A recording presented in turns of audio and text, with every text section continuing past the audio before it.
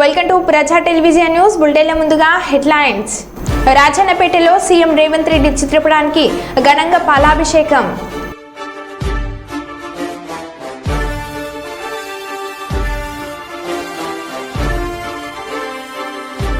దివ్యాంగులకు ఉచిత battery cycles పంపిణీ చేసిన వర్ధనపేట ఎమ్మెల్యే కేఆర్ నాగరాజ్.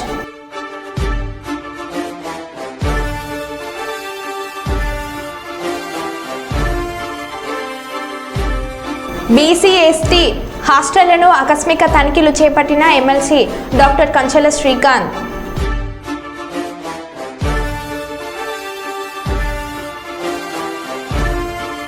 విద్యా వ్యవస్థను మరింత పటిష్టం చేస్తాం ఎంపీ బస్తీపాటి నాగరాజు.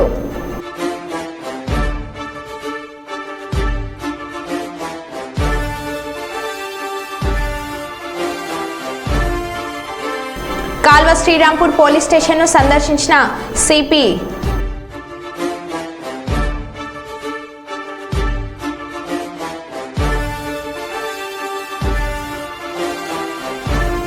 ఇక వివరాల్లోకి వెళ్తే మంత్రి పొన్నం ప్రభాకర్ మాట్లాడుతూ ఎన్నికల్లో రాహుల్ గాంధీ ఇచ్చిన మాట నిలబెట్టుకుని రేవంత్ రెడ్డి నాయకత్వంలో రైతులు రుణమాఫీ అమలు చేయడం చారిత్రాత్మకమైన రోజు. దేశంలోనే 2 లక్షల రుణమాఫీ చేసిన ప్రభుత్వంగా తెలంగాణ ప్రభుత్వం నిలిచింది. ఈ రోజు ₹1,00,000 రుణమాఫీ చేశాం. తర్వాత 2 లక్షల రుణమాఫీ జరుగుతుంది. మొత్తం రైతాంగానికి రుణమాఫీ జరుగుతుంది. రుణమాఫీ పొందిన రైతులందరికీ శుభాకాంక్షలు. వాళ్ళంతా ఈ దేశ నిర్మాణంలో తెలంగాణ వ్యవసాయ రంగంలో ప్రధాన భూమిక పోషించాలని కోరుతూ వారందరికీ శుభాకాంక్షలు తెలియజేసిన మంత్రి రైతు రుణమాఫీ ఎన్నికల్లో చెప్పినట్టుగా రాహుల్ గాంధీ గారి మాటలు నిలబెట్టుకొని ఈరోజు రేవంత్ రెడ్డి గారి నాయకత్వంలో తెలంగాణ రైతులకు చారిత్రాత్మకంగా దేశంలో మొట్టమొదటి తెలంగాణ ప్రభుత్వంగా 2 లక్షల రూపాయల రుణమాఫీ చేసినాం.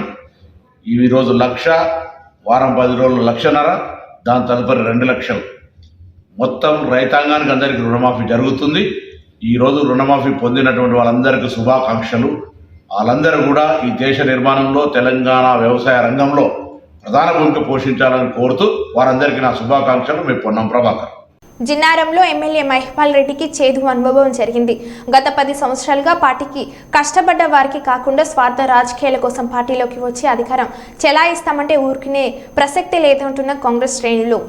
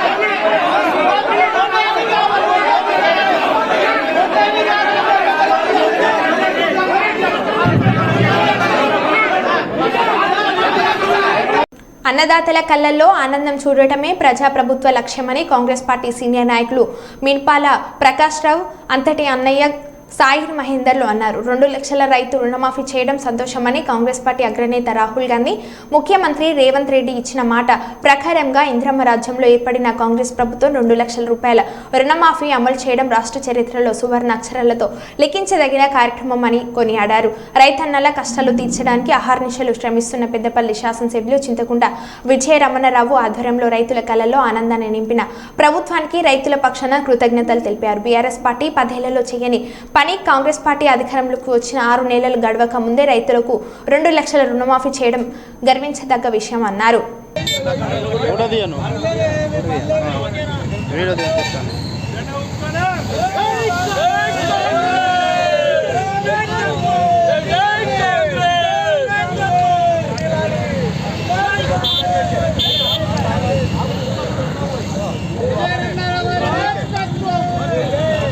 కిందికి పెట్టు కొంచెం.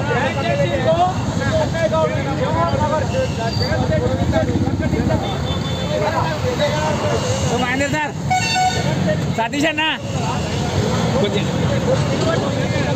సతీష్ అన్న,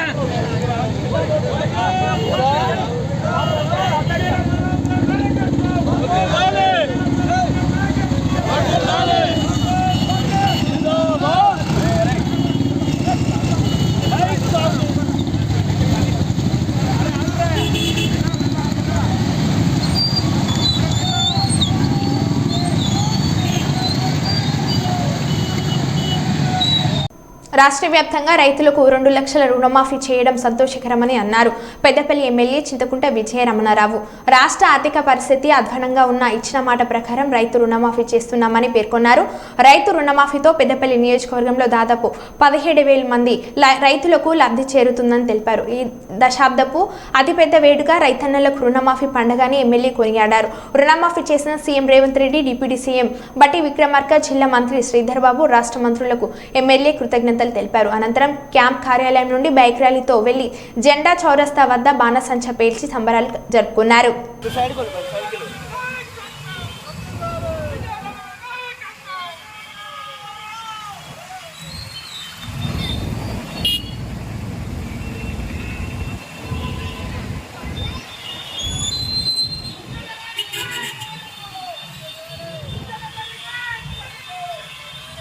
రాష్ట్ర వ్యాప్తంగా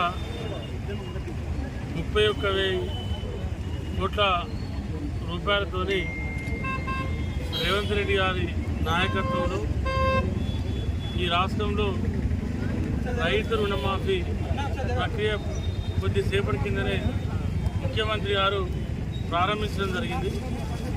ఇది తెలంగాణ రైతుల పక్షాన, ముఖ్యంగా పెద్దపల్లి జిల్లా రైతుల పక్షాన మేము ముఖ్యమంత్రి రేవంత్ రెడ్డి గారికి, కాంగ్రెస్ ప్రభుత్వానికి మా హర్షం వ్యక్తం చేస్తూ ఉన్నాం, శుభాకాంక్షలు వ్యక్తం చేస్తూ ఉన్నాం.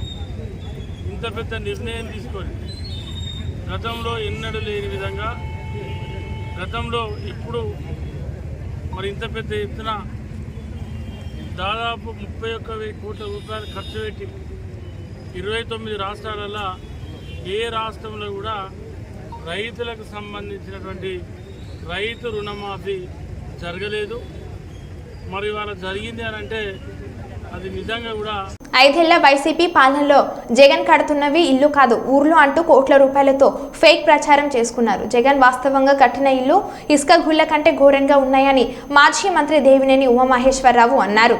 పేదవాడి ఇల్లంటే ఇంత అశ్రద్ధ, ఇంత అవినీత, ఇంత దుర్మార్గం, ఇంత బాధ్యత.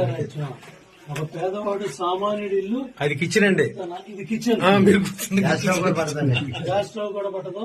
అసలు చూడండి ఎలా ఎలా మీ పునాదులు ఎంత బలంగా ఉన్నాయో చూడు జగన్. నీ కొంప పునాదులు ఎలా ఉన్నాయి, పేదవాడి ఇల్లు పునాదులు ఎలా వేసావో చూడు. అడు చూడండి. అరే ఒక మనిషి కూడా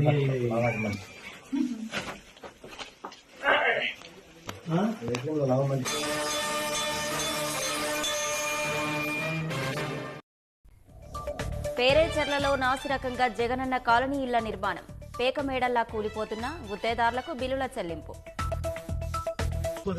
బూడిద పోసి కడుతున్నారు. బూడిద పోసి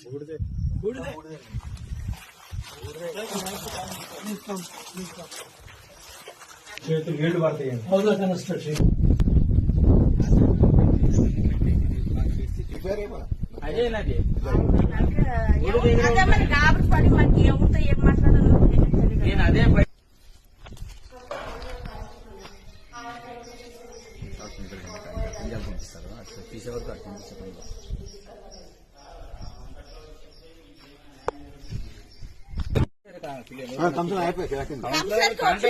మా చేత అయ్యలేదని కౌన్సిలర్ ఎంత అమౌంట్ ఇచ్చినారా కానీ మీరు చేస్తానా చేస్తానా 1.30 ఇచ్చినామన్నా మళ్ళీ ఆ ఇల్లు ఒకటి కట్టినాడు పెయింట్ వేరే కొట్టిండన్న దాదాపు కర్నూలు జిల్లా నూతన డీఐజీగా కర్నూలు బి క్యాంప్లోని డీఐజీ కార్యాలయంలో పదవి బాధ్యతలు చేపట్టిన రాయలసీమ రేంజ్ డీఐజీ కోయ ప్రవీణ్ కుమార్ అనంతరం మీడియాతో మాట్లాడుతూ తన సొంత ఊరు తూర్పుగోదావరి జిల్లా పోలవరం అని గతంలో గ్రే హార్న్స్ డీఐజీ చేశానని తెలిపారు. శాంతి భద్రతలపై ప్రత్యేక దృష్టి సారించి రాయలసీమలో ఎలాంటి అవాంఛనీయ సంఘటనలు జరగకుండా చూస్తానని ఫ్యాక్షన్ గ్రామాలపై ప్రత్యేక దృష్టి పెడతానని ఆయన తెలిపారు.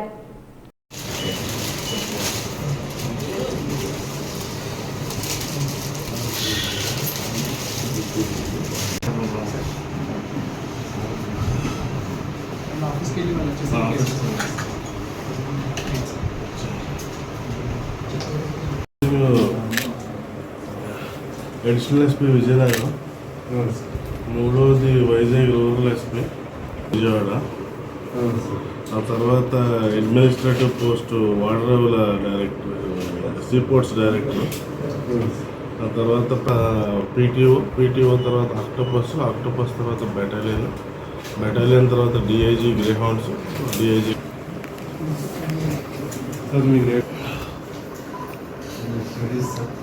Studies MBBS Kakinada Rangaraya medical college.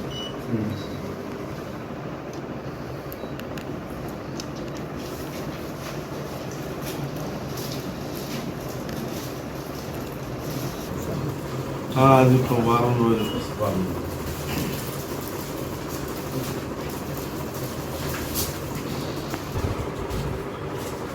అడగండి. యాక్చువల్లీ అయితే నేను అది చెప్పగలుగుతా కానీ ఓపిక లేదు. మీరైనా అడిగితే వచ్చినందుకు అడిగిన దానికైనా రాయలసీమలో పనిచేయడం మొదటిసారి అండి. ఈ ఊరు రావటం, ఈ ఊరు గాలి పీల్చడం అయితే మొదటిసారి. రాయలసీమ మీద మీకు ఇక్కడ ఉన్న ఈ ప్రాంతాల్లో మీద అవగాహన తక్కువ అండి. అడగండి, మాట్లాడవుతుంది. సార్ మీ ప్రస్థానం చెప్పండి. ఏమండి? ఫస్ట్ పోస్టింగ్ ఏఎస్పీ వరంగల్ అండి. రెండో పోస్టింగ్ అడిషనల్ ఎస్పీ విజయనగరం, మూడవది వైజాగ్ రూరల్ ఎస్పీ, నాలుగవది డీసీపీ విజయవాడ, ఆ తర్వాత అడ్మినిస్ట్రేటివ్ పోస్ట్ వాడరేవుల డైరెక్టర్, సీపోర్ట్స్ డైరెక్టర్, ఆ తర్వాత ప్రకాశం ఎస్పీ, ప్రకాశం తర్వాత పీటీఓ తర్వాత ఆక్టోపస్ తర్వాత బెటాలియన్ తర్వాత DIG Greyhounds, DIG Kurnool. Sir మీ నేటివ్ పశ్చిమ గోదావరి జిల్లా పోలవరం.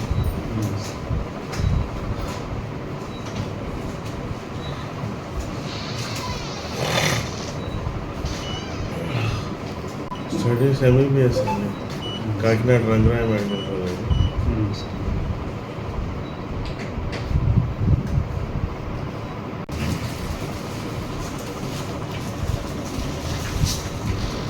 మొదటిసారి అండి.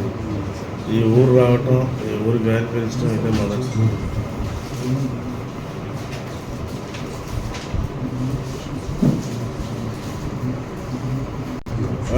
ఇక్కడ ఉన్న ఈ ప్రాంతాల మీద అవగాహన తక్కువ అండి. తెలియదు. ప్రకాశం చేసినప్పుడు కొంచెం ప్రకాశనం చేసింది 40 రోజుల్లో ఏం తెలుసు.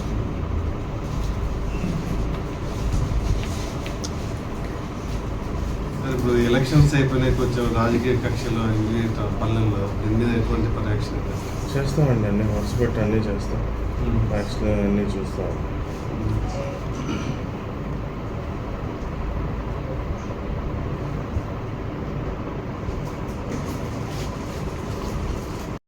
ఎస్పీ ప్రతాప్ శివకిషోర్ మాట్లాడుతూ వాతావరణంలో మార్పుల ద్వారా ఎగువ ప్రాంతాలలో ఏలూరు జిల్లాలో పడుతున్న భారీ వర్షాల నేపథ్యంలో ఏలూరు జిల్లా వ్యాప్తంగా ఉన్న కాలువలు, వాగులు, నదులు విస్తృతంగా ప్రవహిస్తున్న నేపథ్యంలో ప్రజల యొక్క ఆస్తి, ప్రాణాలకు నష్టం జరగకుండా పలు జాగ్రత్తలను తెలియజేశారు. మన ఏలూరు ప్రజలకు మరియు ఏలూరు ప్రాంతం ద్వారా ప్రయాణాలు చేసే ప్రజలందరికీ మన ఏలూరు పోలీస్ తర్వాత ఏపీ పోలీస్ తరఫున ఒక విజ్ఞప్తి. ఈ వాగులు, వంకలు, ఈ వరదల ప్రభావంతో, వర్షాల ప్రభావంతో కొంచెం ఉధృతంగా ప్రవహిస్తున్నందున కొన్ని ఇంటర్నల్ రోడ్స్ మునిగి ఉంటాయి.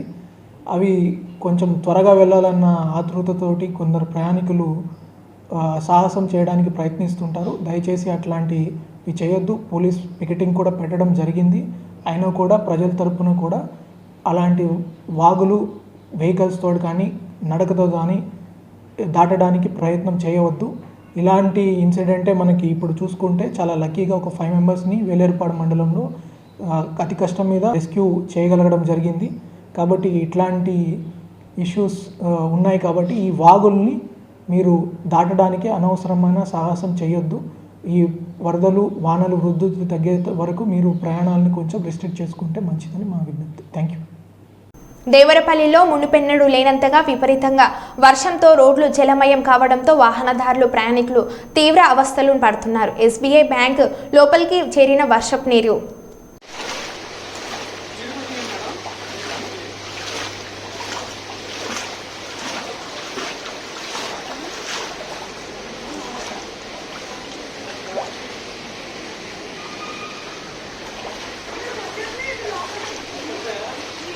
లోపలికి కూడా వెళ్ళిపోయినాయి సార్.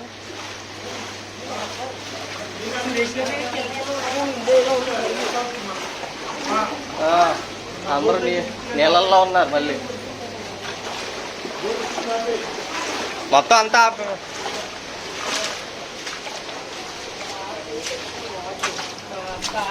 వాటర్ వచ్చింది. బయట అయితే మొక్కల్లోకి వచ్చేసింది కానీ నేను లోపల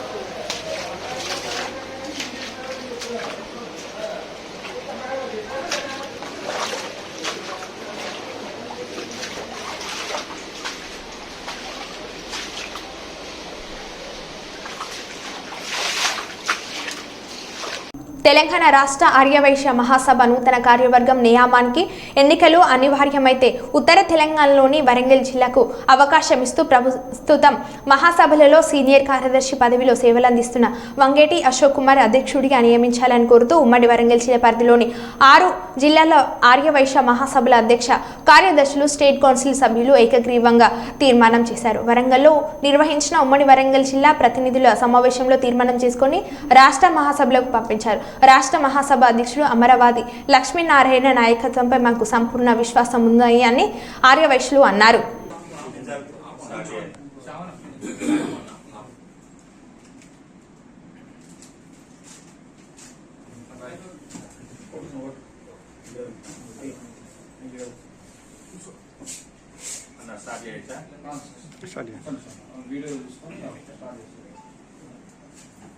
పిఎస్టీలుగా అంటే అధ్యక్షులు, ప్రధాన కార్యదర్శులు, కోశాధికారులు మరియు రాష్ట్ర కౌన్సిల్ అందరినీ కూడా ఈ వేదికకు పిలవడం జరిగింది.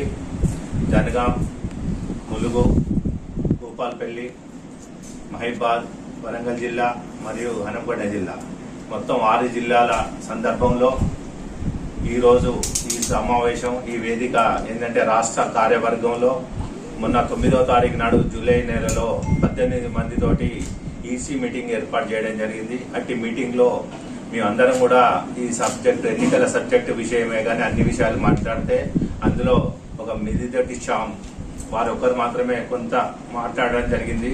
అయినా మళ్ళీ కూడా లాస్ట్కు వ్యతిరేకించకుండా సంతకం కూడా పెట్టిపోయాడు.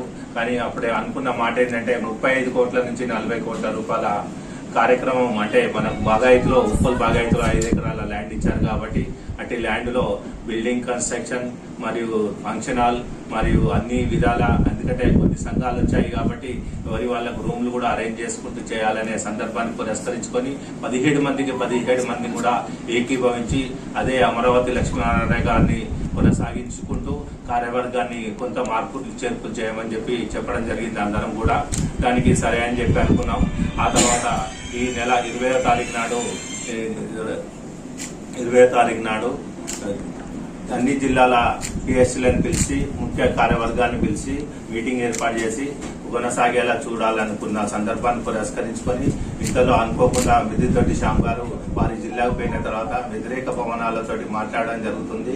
కానీ మేము ఇచ్చిన మాట ప్రకారం ఇప్పుడు కూడా ఉంటున్నాం అన్నగారు. అందరికీ కూడా చెప్పే మాట ఏంటంటే ఉత్తర తెలంగాణకి సంబంధించిన ఆ రోజులలో ఇప్పటి వరకైతే మాకు general secretary post Mittinti Venkanna గారు ఉన్నప్పుడు ఉండే మీకు ఎన్నికలు జరగకుండా అదే అమరావతి లక్ష్మీనారాయణ గారు కనుక కొనసాగితే తప్పకుండా మాకు జనరల్ సెక్రటరీ ఇవ్వండి, లేదా ఉత్తర తెలంగాణలో రాష్ట్ర ఎన్నికలు జరిపితే ఉత్తర తెలంగాణకు మాత్రమే నామినేషన్ చేయాలట.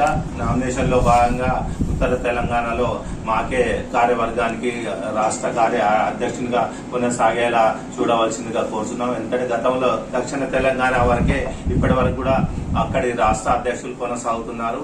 మాకు బైలాస్ ప్రకారం గతంలో 2000 తెలంగాణ వచ్చిన తర్వాత బైలాస్ లో కూడా ఉత్తర తెలంగాణ గీసారని చెప్పి మనం రాసుకోవడం జరిగింది. దాన్ని పురస్కరించుకుని అడుగుతున్నాం. మాకు అర్హత ఉంది కాబట్టి మీ అందరికీ కూడా తెలియపరుస్తూ రాష్ట్ర నాయకత్వానికి అందరికీ కూడా ఇన్ఫర్మేషన్ ఇస్తూ మాకు సహకరించవలసిందిగా కోరుతున్నాం.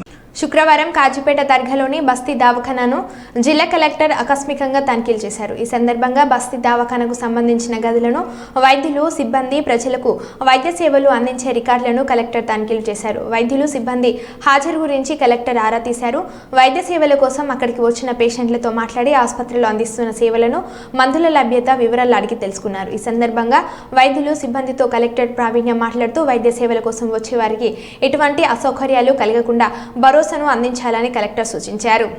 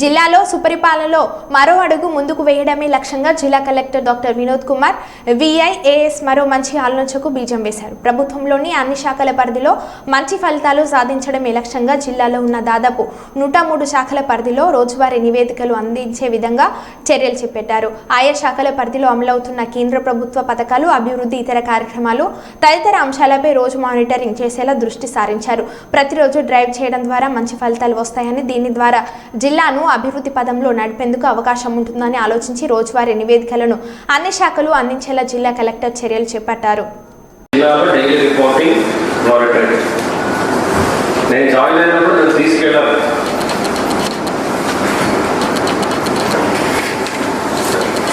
కాలోజీ కళాక్షేత్రం నిర్మాణ పనులను ఆగస్టు 15 కల్లా పూర్తి చేయాలని హన్మకొండ జిల్లా కలెక్టర్ పి ప్రావీణ్య అధికారులను నిర్మాణ సంస్థ ప్రతినిధులను ఆదేశించారు. శుక్రవారం హన్మకొండ బాలసముద్రంలోని నిర్మాణంలో ఉన్న కాలోజీ కళాక్షేత్రం పనులను కలెక్టర్ పరిశీలించారు.